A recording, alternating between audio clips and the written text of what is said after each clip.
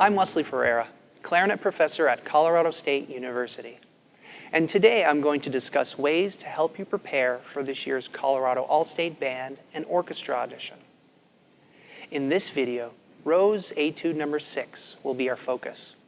This etude does present a few specific issues and pitfalls that I would like to address.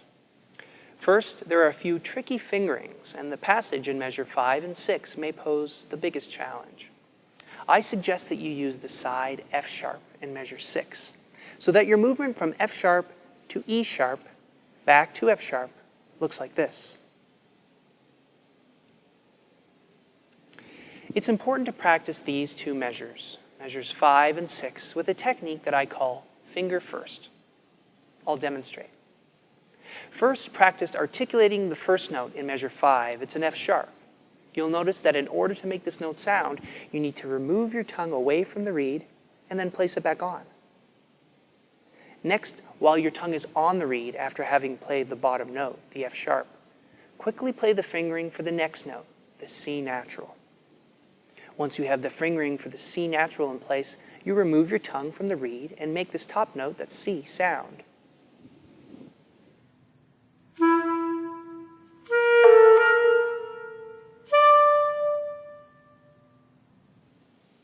What we're doing here is using the finger first technique to train your fingers to move quickly and automatically between these two notes.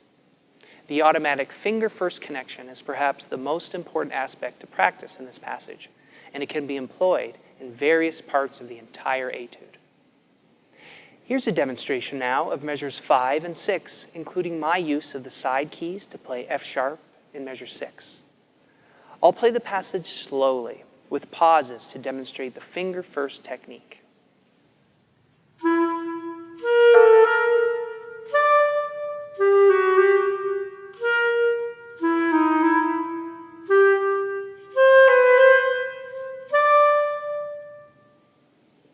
I left a rather large gap in sound between the leap notes in my example, and as you practice, gradually work to narrow the gap so that you are playing straight through.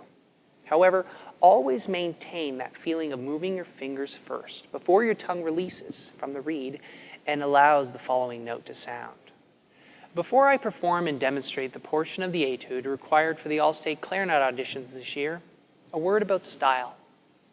There is a slight difference in articulation markings and stylistic and dynamic indications depending on whether you are performing the Rose Etude number 6 appearing on page 7 from the original Carl Fischer edition, or the same etude appearing on page 10 in the Carl Fischer Revised Edition. Both books are acceptable. In order to have success come audition day, be sure to play the notes and technique evenly and accurately. Strive to perform with your best tone always, and make your musical ideas come across to the adjudicators. Make them obvious. Notice that there are no dynamic indications at all in this etude, so consider playing with shape in your lines and add them into your part. This will set you apart from your peers. If you are unable to reach the final tempo, quarter equals 120, it's fine to play it slower. I feel that you can play as fast as quarter equals 100 and still play lively. It's more important to play this etude with good tone, musicality, and accurate notes and rhythms than it is to try to reach the quarter equals 120 tempo, but playing it sloppy.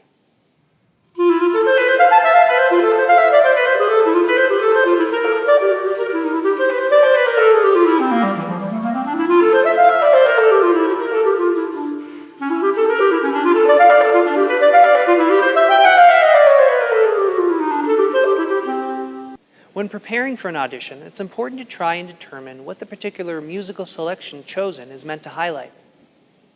Rose's Etude number 17 is marked Adagio Cantabile, with an added dolce character indication in the first measure. These markings suggest that the etude is to be played slowly, sweetly, and in a singing style. Keep this in mind and practice with these characteristics during your entire preparation process. Performing this etude in character is going to be another very important aspect of your performance. Use continuous air support and play with your very best tone to achieve the dolce characteristic. I always tell my students that playing with air support means that you should focus on your air continuously moving out of you. moving down the length of the tube of the clarinet and hearing the sound come out of the bell.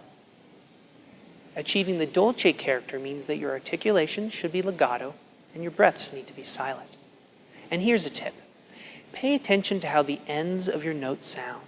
We too often focus on how the beginning and the middle of the notes sound, and then we mentally move on to the beginning of the next note, without really listening to the ends of the previous notes.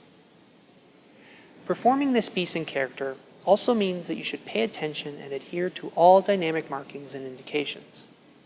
Though there is not a dynamic level indicated in the opening, playing at a mezzo piano level is appropriate. This will allow your tone to sound with presence while playing dolce, and will give you room to grow to the forte level required later, and contrasts nicely with the piano dynamic level indication also appearing in the excerpt. As a performer, and perhaps with the guidance of your teacher, you should decide on how you will perform measure 8. You'll see that in the original edition, the one on the top of the screen, there was a tie between the low C natural and the beginning of the chromatic run. In the revised edition on the bottom of the screen, the editor has placed a fermata over the low C natural, and there was no tie to the beginning of the chromatic run. Again, both options are appropriate. This is where you need to make an artistic and musical decision. How long should you hold the low C? How fast should you play the chromatic scale? How loud should the arrival note, the altissimo D, sound? Should you hold the altissimo D with a fermata or simply play it in tempo? Should you breathe after the high D? You'll hear the choices that I've made in my performance, but know that there are many valid options. I do believe quite strongly, however, that the cadenza ends in measure 9 and that you should perform that measure in the tempo of the opening. Eighth note equals 80. Feel the eighth note subdivision underneath the half note in that measure, as we discussed earlier, to keep you honest. Finally, you'll notice that this etude is rather operatic. This does not mean that you should not play with even rhythm, but what it does mean is that as in the manner of a singer, you can take some time and liberty playing the technical passages in measure 3 and in measure 7. Because the human voice does not have the flexibility and technical capability to play each note as fast as the clarinet. An operatic singer would naturally take time in these places. It's been a pleasure sharing my thoughts on this etude. If you have any questions, please feel free to post them in the comments section below.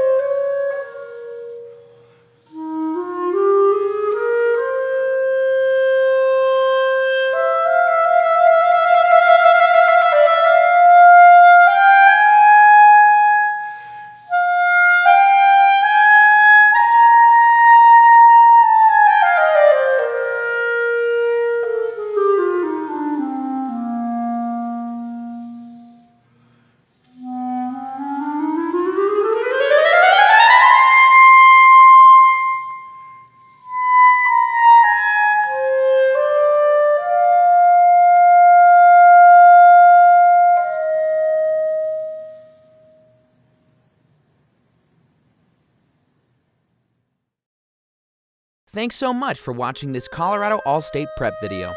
If you have any questions or concerns, please visit music.colostate.edu for more information, including the opportunity to schedule an individual visit with the School of Music, Theater, and Dance. Good luck on your audition.